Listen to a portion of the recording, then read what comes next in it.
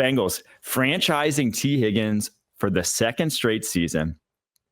$26.2 million is the tag for him because of the escalator, 20% over last year's tag. They have until July 15th to hammer out a deal, or else, well, that contract becomes guaranteed through 2025. Or if T. Higgins doesn't sign it, he sits out a year. What do you expect to happen here? So what is the dollar amount set to be? Like, let's say they do work out a deal before this July deadline and the franchise number no longer is a franchise number, and then they get a new deal. Yeah. Or somebody else signs him to a 4-year deal. What is his AAV? What's he going to be making? And is it that much higher than what he's going to be making with the franchise tag? Because in my opinion, this is a no-brainer from the Bengals to lock in his rights and get him at an abbreviated cost. I think it's a no-brainer. T. Higgins is such a fantastic player. We talk about Jamar Chase and Joe Burrow, but a huge part of their success is the fact that there's a guy out there who is a looming threat on any given down. We love T. Higgins' game. I think it's a no-brainer for me.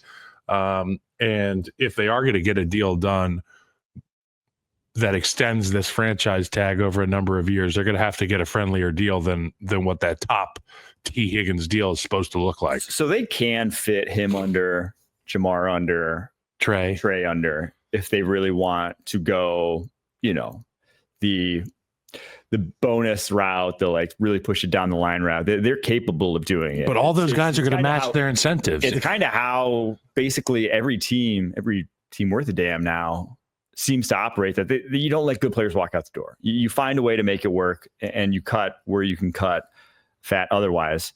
So yeah, if they weren't in the ballpark, but from T. Higgins' perspective, this stinks. Yes.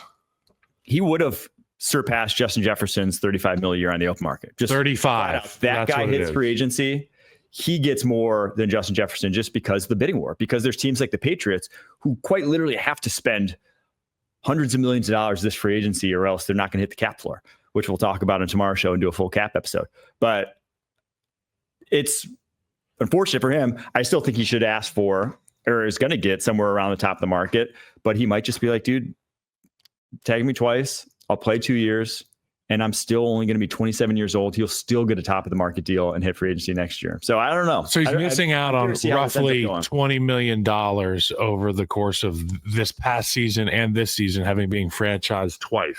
It's the guarantees. The guarantees are great on the other end, but you're also getting the opportunity to play with Burrow. I mean, that's kind of a priceless situation there. At what dollar amount does it not matter which quarterback you're playing for? Like you talked about the Patriots having to spend $1 trillion in order to get over that cap floor. Like T. Higgins, take this $38 million deal. But I can't promise we're going to be in the playoffs in the next 3-4 years. With the Bengals, you have an opportunity to be that threat every single year. I think that very true. Immortality is what players are searching for in the league, and that's winning a Super Bowl, and that's having an opportunity to have a statue somewhere. T. Higgins can do that. But there also is, and I know wide receivers are prideful, he's never going to be the number one there.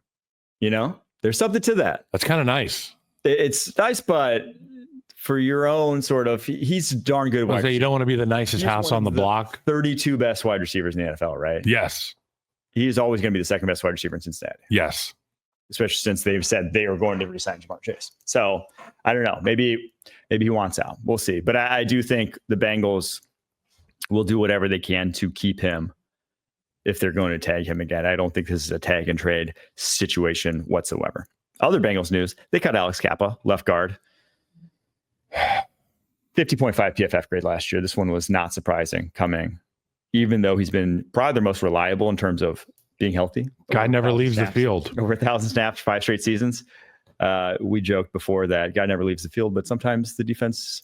Yeah, I mean, there's two sides to this because, as an offensive lineman, I understand better than anybody how fucked up our bodies are. And for a guy like Alex Kappa to go out there week in, week out and play, it shows what kind of man he is. It shows what kind of prep he does in order to get his body ready to play the game of football. And 1,000 snaps 3 years in a row. Is that what it is? 5 years in a row. 5 years in a row. That's unbelievable. Somebody's going to take a chance on him and hope that he can figure out some of those woes in the protection and blocking stuff, which is obviously paramount at the offensive line position. 30 years old, though, now. Sometimes those guys who never come off the field, sometimes they're not actually always healthy. Oh, they're not. And they're just tough. Yeah. Tough as nails. That's a Humboldt State guy who, probably has been told his whole career that you can't play, you won't get there. And he's there now, and you got to pry him out of there with a forklift to get him off the field. So we'll see if last year was just an aberration or if he'll be in demand. But he's a veteran, and he's got that wisdom and can probably help younger guys. Just because he can't get it done doesn't mean he doesn't know how to get it done. You know what I'm saying? He can help out some guys.